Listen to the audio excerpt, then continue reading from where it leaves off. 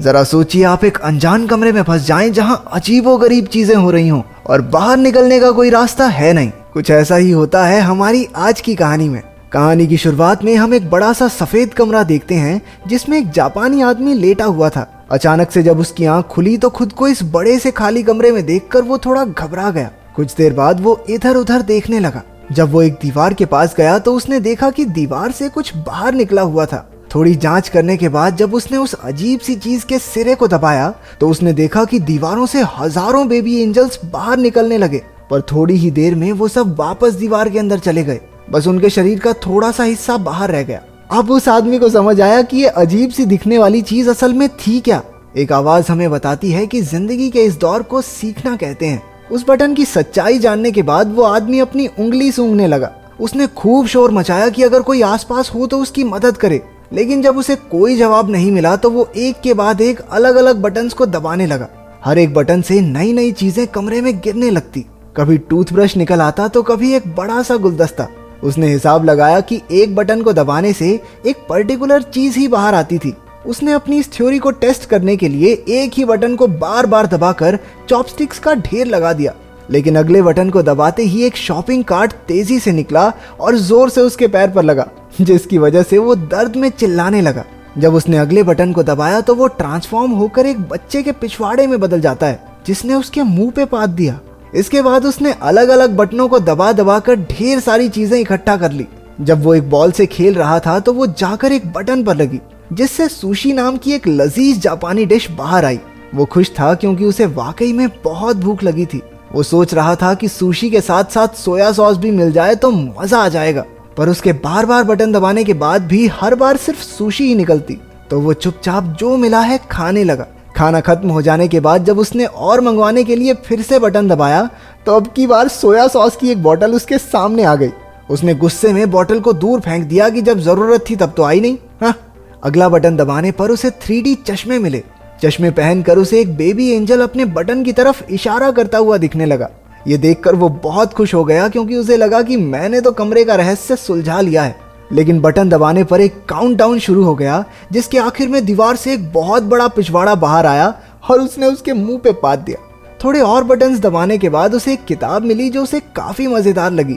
कुछ घंटों में उसने उसके 5 पार्ट पढ़ डाले, लेकिन जब उसने छठी किताब पढ़ने के लिए बटन दबाया तो 7वीं किताब बाहर आई। परेशान होकर उसने दूसरा बटन दबाया, लेकिन उसमें से भी 8वीं और 9वीं किताब ही निकली। किताब की चाह में उसने एक और बटन को दबाया, तभी उसे अपने पीछे एक दरवाजा दिखाई पड़ा। वो उसे देखकर बड़ा खुश हुआ कि आखिरकार अब वो बाहर निकल सकता है, लेकिन अपनी इसी एक्साइटमेंट में वो यही भूल गया कि आखिर वो बटन था कौन सा। तो वो ऐसे ही कोई भी बटन दबाने लगा। पहला बटन दबाने से एक अफ्रीकन आदमी एक दीवार से दूसरी की तरफ भागते हुए गया। दूसरे वाले से उसके सर पर पानी गिरने लगा, लेकिन आखिरकार तीसरी बार में दरवाजा खुल गया। पर वो जैसे ही बटन को छोड़कर उस दरवाजे की तरफ जाने लगता वो दरवाजा बंद हो जाता। कुछ देर ट्राई करने के बाद वो समझ गया कि जब तक बटन दबा रहेगा तभी तक दरवाजा खुला रहेगा। वो रनिंग पोजीशन लेकर उस बटन पर खड़ा हो गया ताकि जल्दी से दरवाजे तक पहुंच जाए, लेकिन इससे पहले कि वो वहां पहुंचता दरवाजा बंद हो गया। इसके बाद उसने बहुत से अतरंगी तरीके अपनाए, लेकिन किसी ने भी काम नहीं किया। उसने शॉपिंग कार्ट पर बैठकर भी जल्दी से दरवाजे तक पहुंचने की कोशिश की, लेकिन सब बेकार। इसके बाद उसने अपना दिमाग लगाया और एक गुलदस्ता उस बटन पर रख दिया, लेकिन वो इतना भारी नहीं था कि उसे दबाए रख सके, तो अब उसे गुलदस्ते को भरना होगा। उसने पानी वाला बटन दबाकर उसमें पानी डालने की कोशिश की, लेकिन पानी उसके शरीर के अलावा कहीं गिरता ही नहीं था। फिर उसने दिमाग लड़ाकर गुलदस्ते को सुशी से भर दिया। वो बड़ी मुश्किल से उसे वहां लेकर गया, लेकिन उसने गलती से वो गुलदस्ता एक दूसरे बटन पर रख दिया, जिसके बाद वो अफ्रीकन आदमी भागता हुआ आया और उससे टकराने की वजह से गुलदस्ता भी टूट गया। वो गुस्से और फ्रस्ट्रेशन में चिल्लाने लगा। उसने कुछ और छोटे मोटे पैंतरे लगाए, लेकिन दरवाजा हर बार उसके पहुंचने से पहले ही बंद हो जाता। फिर गलती से एक बटन दबाने पर एक रस्सी नीचे आई। उसने हिसाब लगाया कि रस्सी से झूलकर वो जल्दी से दरवाजे तक पहुंच सकता है, और ऐसा हुआ भी। लेकिन जब उसने दीवार के पीछे मौजूद दरवाजे को खोलने की कोशिश की तो पता चला कि इसे खोलने के लिए एक चाबी की जरूरत थी। वो दीवार के बंद होने से पहले कमरे में वापस आ गया। जब उसने गुस्से में दीवार पर लात मारी तो एक चाबी हवा में तैरने लगी, लेकिन दरवाजे की ही तरह ये चाबी भी बटन छोड़ते ही थोड़ी देर बाद गायब हो जाती। अब उसे कोई तरीका निकालना होगा जल्दी से चाबी लेकर दरवाजे तक पहुंचने का, लेकिन जब उसने चाबी वाला बटन फिर से दबाया तो दीवार में से एक कुत्ता बाहर निकलकर उस पर भौंकने लगा। वो फिर से कंफ्यूज हो गया क्योंकि सारे बटन्स एक जैसे तो दिखते थे। इसके बाद उसने सही बटन ढूंढकर उस पर सुशी का एक टुकड़ा रख दिया। एक दो बार फेल होने के बाद आखिरकार वो चाबी लेकर दरवाजे तक पहुंच ही गया। लेकिन अभी मुसीबत खत्म नहीं हुई थी। दरवाजे के ऊपर की तरफ एक नंबर वाला लॉक भी था। वो जल्दी से कमरे की तरफ गया, लेकिन बाहर निकलते हुए फिर से दीवार जोर से उसके पिछवाड़े पर लगी। उसने फ्रस्ट्रेशन में प्लंजर दूसरी तरफ फेंका और उसके एक बटन पर लगने से वो अफ्रीकन आदमी फिर से बाहर आया।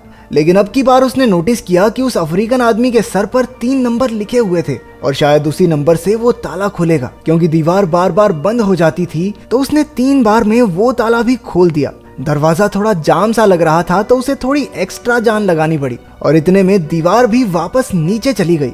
वहां पर इतनी जगह थी ही नहीं कि वो दरवाजे को पूरा खोल सके। वो हताश हो गया और वहीं बैठकर रोने लगा। उसे कमरे के अंदर का समय याद आ रहा था। उसे एहसास हुआ कि कमरे में उसके पास कितना कुछ था। हाँ, वो बाहर नहीं जा सकता था, लेकिन जो चीजें उसके पास थी उसने समय रहते उनकी कदर नहीं की। अचानक अपनी बाईं ओर से उसे हवा का झोंका महसूस हुआ। वो उस नकली दीवार को खोलकर बाहर की तरफ भागा। वो पूरी जगह बिल्कुल एक जैसी थी। ऐसा लग रहा था मानो वो एक ही जगह पर भाग रहा हो। भागते भागते वो एक दूसरे कमरे में पहुंचा जहां रोशनी थोड़ी कम थी। उसके अंदर आते ही दरवाजा बंद हो गया। एक आवाज हमें बताती है कि जिंदगी के इस पड़ाव को प्रैक्टिस कहते हैं। उधर मेक्सिको के एक शहर में एक छोटे बच्चे एंटोनियो का परिवार काफी परेशान था। उसके पिता एस्कारगॉट मैन नाम के एक रेसलर हैं। आज उसका एक मैच है जिसकी वजह से वो काफी अजीब सा व्यवहार कर रहा था। उसकी पत्नी सोच रही थी कि क्योंकि उसका विरोधी काफी जवान है इसलिए वो थोड़ा डरा हुआ होगा। लेकिन एंटोनियो के दादा ने कहा, तुम लोग देखना, एक्सपीरियंस के सामने जवानी का जोश ठंडा पड़ जाएगा। हाँ। इसके बाद एस्कारगॉट मैन जल्दी से स्टेडियम पहुंचकर तैयार हो गया और मैच से पहले भगवान का ध्यान किया। उधर स्कूल में बच्चे एंटोनियो का मजाक उड़ा रहे थे क्योंकि वो सच में मान रहा था कि उसके पापा जीत जाएंगे। मैच का वक्त होते ही एंटोनियो और उसके दादा भी गाड़ी में स्टेडियम पहुंचे। वो जल्दी से सीट लेकर बड़ी उत्सुकता से मैच शुरू होने का इंतजार कर रहे थे। पहली टीम का नाम था नॉर्दर्न टफ, जिसमें 2 जवान जोशीले पहलवान थे। इसके बाद एंट्री हुई एस्कारगॉट मैन और उसके साथी सिल्वर ईगल की। सिल्वर ईगल पहले तो बेहतरीन तरीके से लड़ रहा था, लेकिन फिर दूसरी टीम के दोनों रेसलर्स ने उस पर एक साथ हमला कर दिया। वो इशारे करके एस्कारगॉट मैन को भी बुलाने लगे, लेकिन वो नियमों को तोड़कर नहीं लड़ना चाहता था। उधर सिल्वर ईगल ने चकमा देकर दोनों रेसलर्स को आपस में ही भिड़ा दिया और खुद बाहर निकल आया। अब एस्कारगॉट मैन की बारी आई, जिस पर वो दोनों पहलवान भारी पड़ रहे थे। उनमें से एक उसके सर पर कुर्सी मारने ही वाला था कि कमरे में बंद उस जापानी आदमी ने एक बटन दबा दिया, जिससे एस्कारगॉट मैन की गर्दन अचानक से लंबी हो गई और उसने दोनों पहलवानों को सर मारकर एक ही बार में नॉकआउट कर दिया। लेकिन उधर कमरे में तो कुछ भी नहीं हुआ, इसलिए वो बार बार उसी बटन को दबाने लगा। इसी चक्कर में एस्कारगॉट मैन ने अपने साथी सिल्वर ईगल, रेफरी और अपने बेटे एंटोनियो तक को सर मार के नॉकआउट कर दिया। इसके बाद वो पागलों की तरह अपने सर से घंटी बजाने लगा। कमरे में उस आदमी ने अलग अलग बटन्स दबाने शुरू कर दिए। किसी बटन से एक सिंगर के मुंह से गाते हुए आग निकलने लगी तो किसी बटन से रशिया के एक जादूगर का जादू फेल हो गया। तीसरा बटन दबाने पर चाइना में एक आदमी अपने ही कुत्तों पर भौंकने लगा। उस आदमी ने देखा कि पिछले कमरे की तरह इस कमरे में छत नहीं थी, बल्कि ऊपर से रोशनी आ रही थी जिसमें एंजल्स उड़ रहे थे। इस बार उसके दिमाग में बहुत अलग चीज आई। उसने बटन्स को दबाने की बजाय उन्हें पकड़कर ऊपर चढ़ना शुरू कर दिया। वो कामयाब रहा और हर बटन के दबने से दुनिया के अलग अलग कोनों में कमाल की चीजें होने लगी। कहीं फूल खिलते तो कहीं कोई हाथी फिसल जाता। जैसे जैसे वो ऊपर जाता गया तो कहीं टोस्ट बनने लगे तो कहीं इंसान चांद तक पहुंच गए। जब तक वो ऊपर पहुंचा उसकी दाढ़ी और बाल बहुत बढ़ चुके थे। अब उसे दीवार पकड़ने की जरूरत नहीं थी, वो भी बाकी एंजल्स की तरह हवा में उड़ता जा रहा था। एक आवाज हमें बताती है कि उसने अब भगवान का दर्जा पा लिया है और अब पूरी दुनिया उसके हिसाब से चलेगी। आखिर तक आते आते उसके चारों ओर सफेद पंख उड़ने लगे जो उसे आखिरी कमरे तक ले गए। इस कमरे की दीवार पर पूरी धरती का नक्शा बना था और वहां अब तक का सबसे बड़ा बटन भी मौजूद था। वो उसे दबाने के लिए आगे बढ़ा और स्क्रीन काली हो गई। तो अगर तुम एक दिन के लिए भगवान बनकर इस धरती पर कुछ भी बदल सको तो क्या करोगे इस ताकत से? कमेंट्स में जरूर बताना।